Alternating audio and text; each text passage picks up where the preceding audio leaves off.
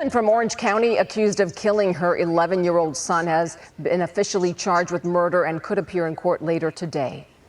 Saritha Ramaruju was charged just moments ago. Police say she stabbed her son to death on Wednesday in Santa Ana. Investigators say she called police from the La Quinta Inn and confessed to the crime. Detectives say the woman and her son had been staying at the motel off and on for the past few weeks. Right now, they're trying to find witnesses who may have more information about that murder.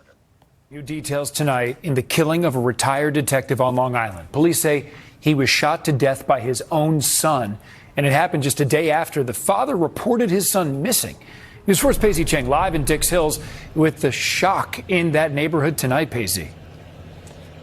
Yeah, Adam, neighbors say Christopher Miller moved back to his childhood home after a divorce. He lived here with his 75-year-old father, and detectives are trying to figure out why he shot his father multiple times, killing him in the kitchen. An industrial cleaning crew inside 27 Bruno Lane, the scene of a violent murder. A 75-year-old father gunned down, police say, by his own son.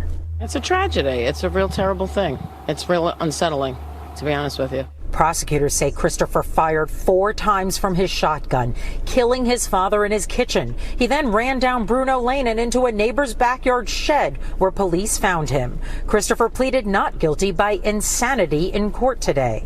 You know, it's somebody who's obviously going through something traumatic. I don't know if it's psychiatric or some other health concern, but he's certainly going through something. Neighbors are reeling from the shock of the murder. John, or Jack Miller, as friends knew him, was a retired Suffolk County police officer and the former chief of the Wyandanch Volunteer Fire Department. Black bunting now hangs from the front of the firehouse. Earlier in the week, Jack Miller had filed a missing persons report because Christopher didn't come home on Monday. Police later said Christopher was injured in a car accident and was in the hospital. It was disturbing. It actually bothered us physically. I'm Rick Ritter. The big story we're following tonight, the videos you can see behind me, this is what is going viral on social media. Video that appears to show a woman running down the street before pulling the trigger in a deadly shooting. We're only going to show you a portion of this because of how disturbing it is. You can actually hear bystanders cheering that woman on to fire away. And WJZ is live at 11 o'clock tonight, but first, let's take a quick listen.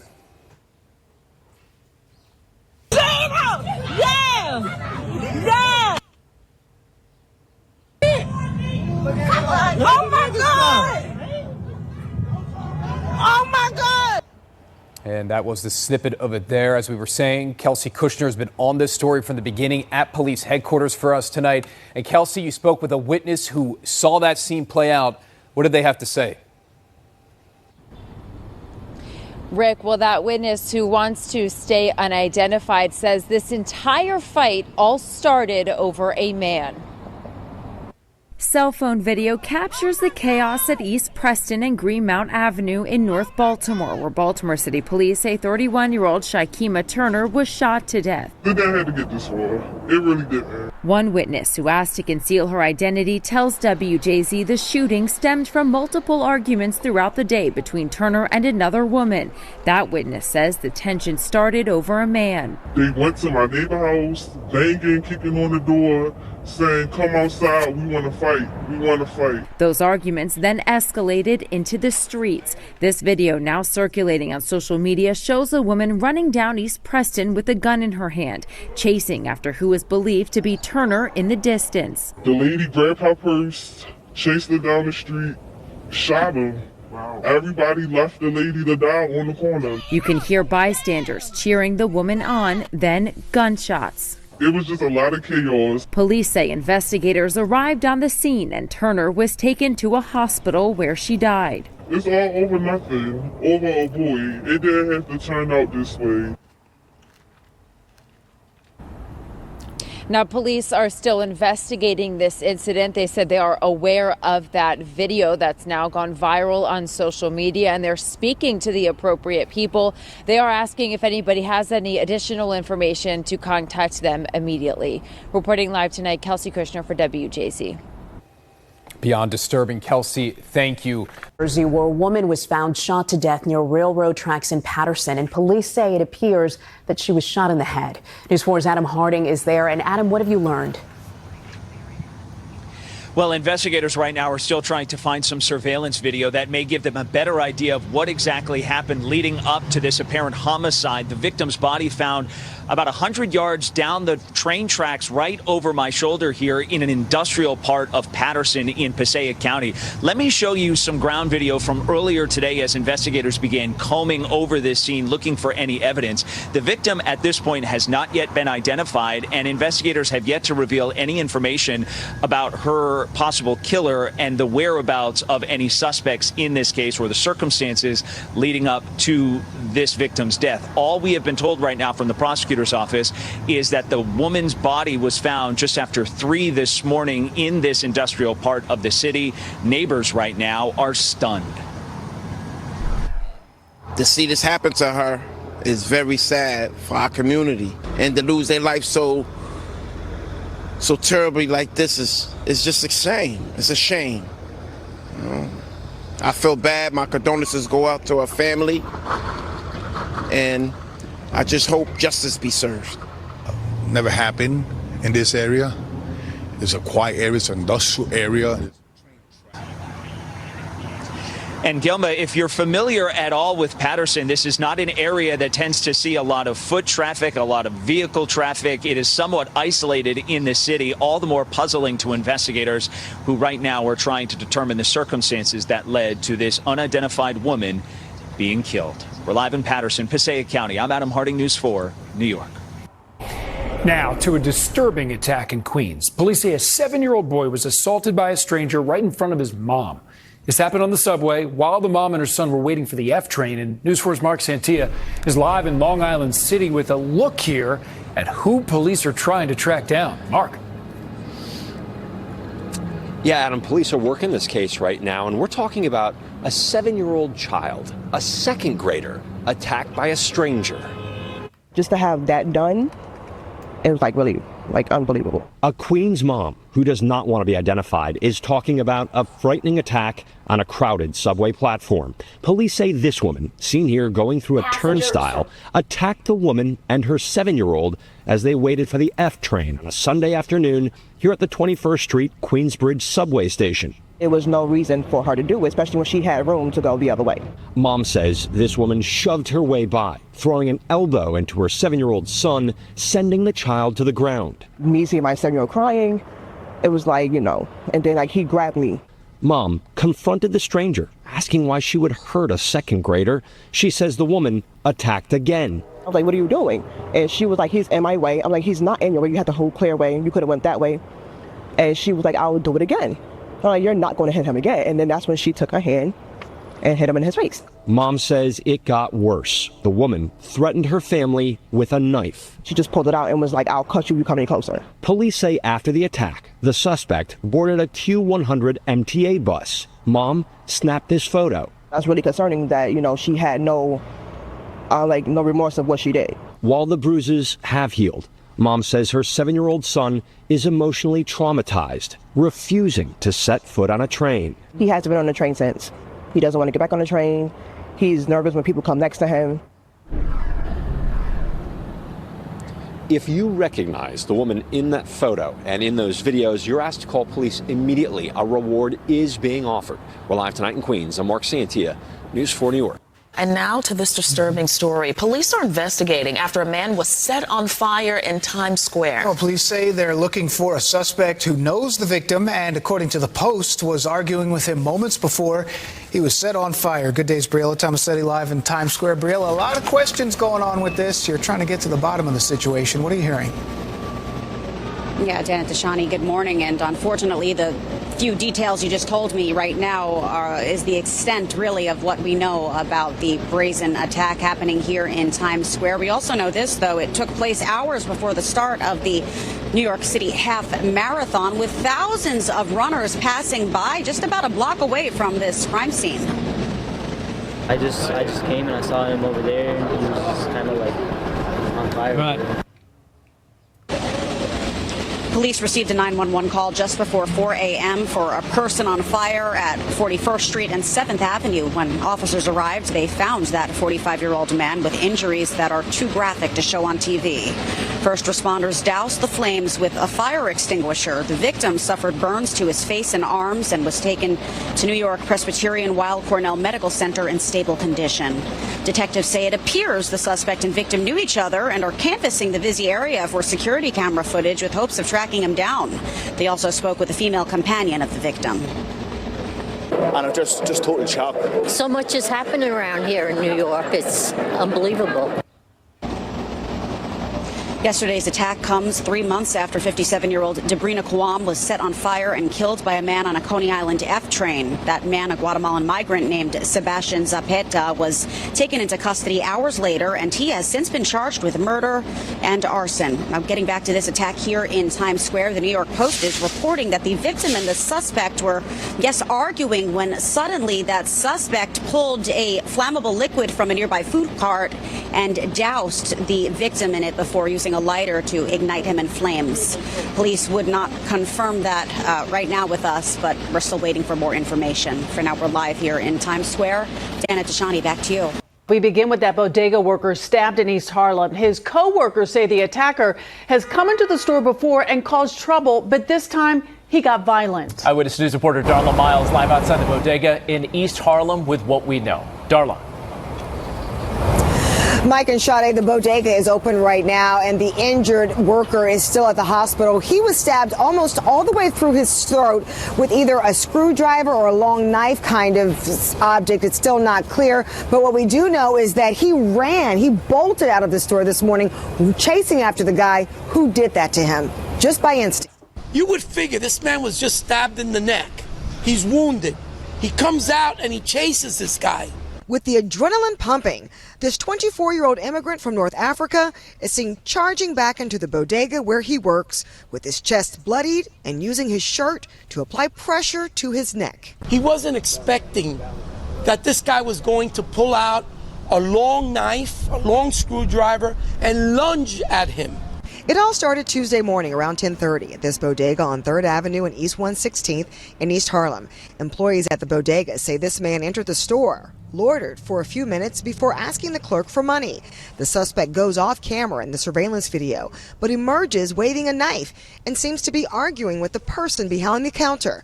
Two customers caught in the middle stop in their tracks. He going over there in the door and he come back.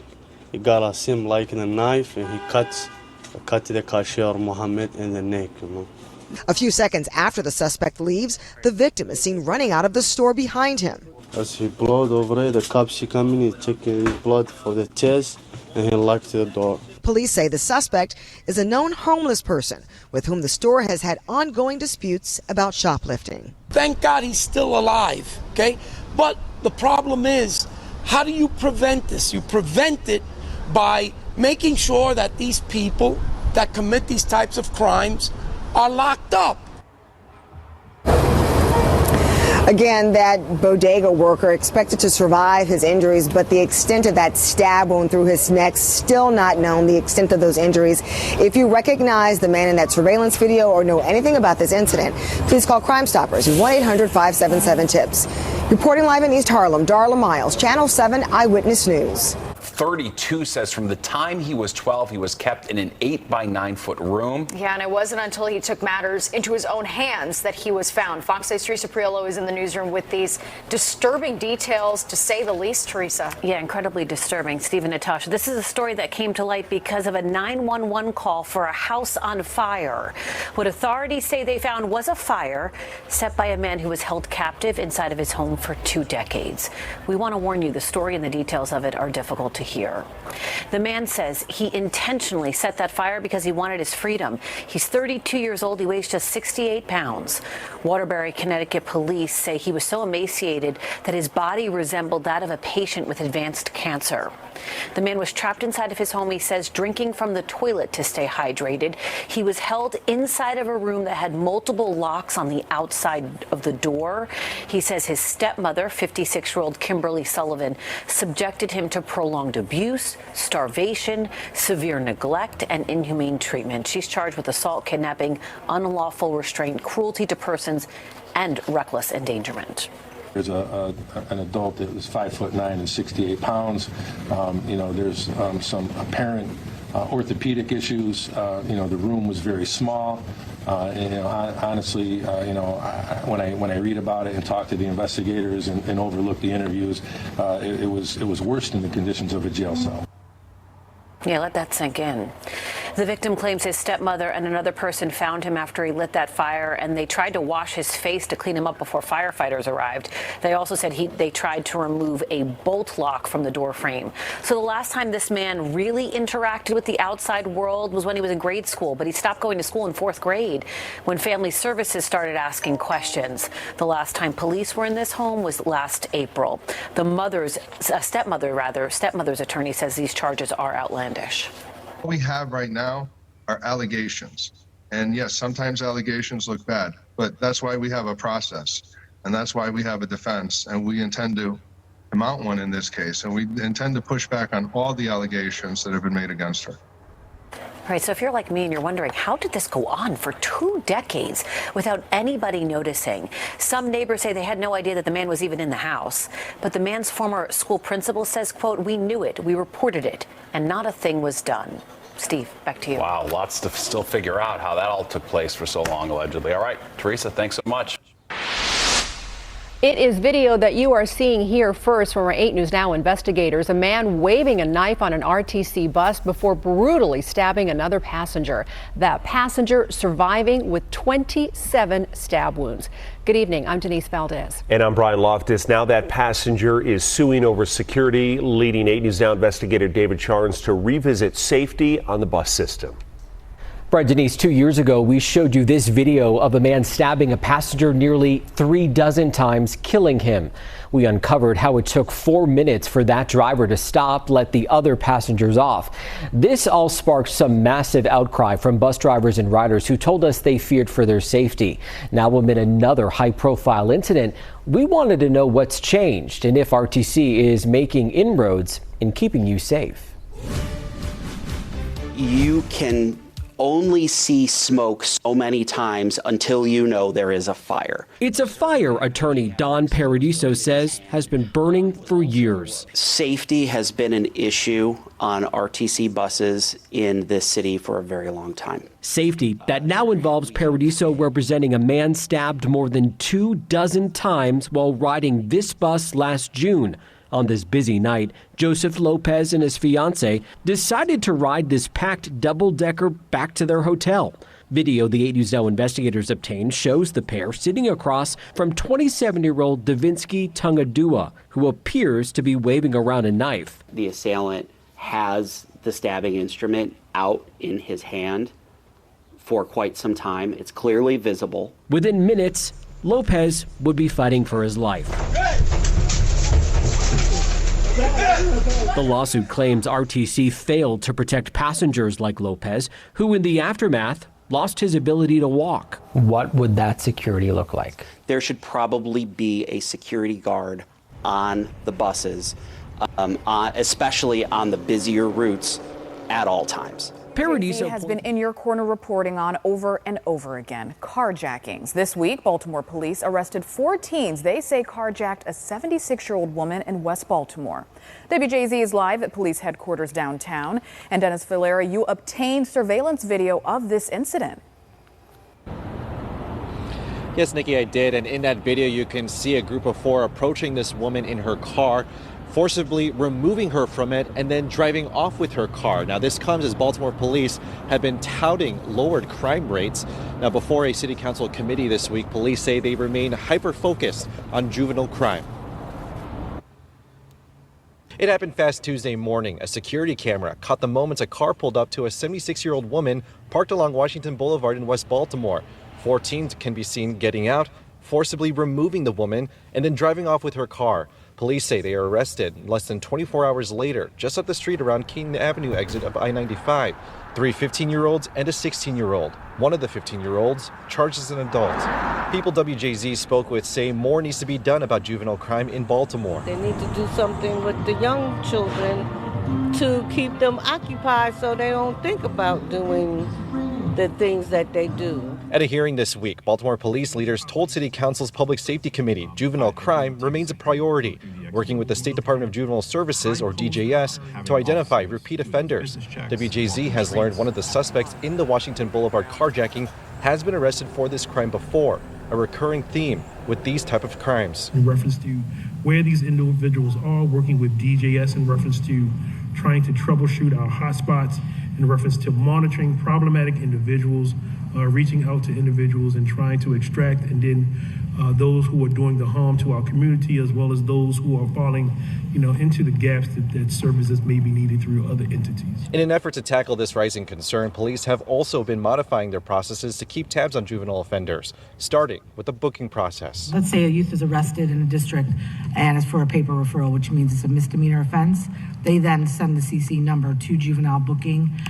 We're working with the districts right there. We're identifying what district it is, and then we're working with the state's attorney immediately, as well as DJS. All felonies as well are being brought to juvenile booking. Now, as of March 3rd, juvenile arrests are down. According to police, from January 1st to March 3rd, 2024, 194 juveniles were arrested. Now, this year, same time frame, 182 juveniles have been arrested. Reporting live on your corner in downtown, I'm Dennis Blair for WJZ. Dennis, thank you. Disturbing video out of Bergen County after a student is attacked, stabbed in the parking lot of a high school. News 12 New Jersey's Tony Caputo is outside New Milford High School. And Tony, you spoke with the mayor and you have new information this morning. We did speak with the mayor telling us that the young man who was stabbed is a student here at New Milford High School. His condition has been upgraded from critical to stable condition. So that is certainly good news, but still such a concern for parents. I just spoke with a parent actually before we came on air, dropped his son off. He said he was concerned, wanted to get a little more information on the situation, but said he did feel comfortable enough to allow his son to come back to school. We're talking about this fight that took place yesterday, if that's what you want to call it. An attack may be a better way to label it. And you'll look at the video and you'll see what I'm talking about. There appears to be one victim here, all the others ganging up on that particular person in the video that I believe you're seeing here now. And you can see it's in the parking lot of the school. And the attackers, many of them have hoods on, some of them are wearing masks as this is happening. The superintendent made it clear that this was an isolated incident. The mayor has backed that up, saying that it appears that everyone involved was not from New Milford High School, aside from the victim. That, according to the mayor in this case. Again, critical but stable condition at last check. Two of the suspects apparently in custody. In talking with the mayor today, he said all parents should feel calm and be comfortable returning their kids to school, adding that he has children who go to school here. I have two daughters that go to the school. The school is open, and parents should know that the Milford Police, we have a safe environment. New Milford is one of the safest towns in the county and in the state, and school's open. There will be grief counseling at school today, and there will be assistance for anyone who needs it, because we come together as a community, and we'll get past this.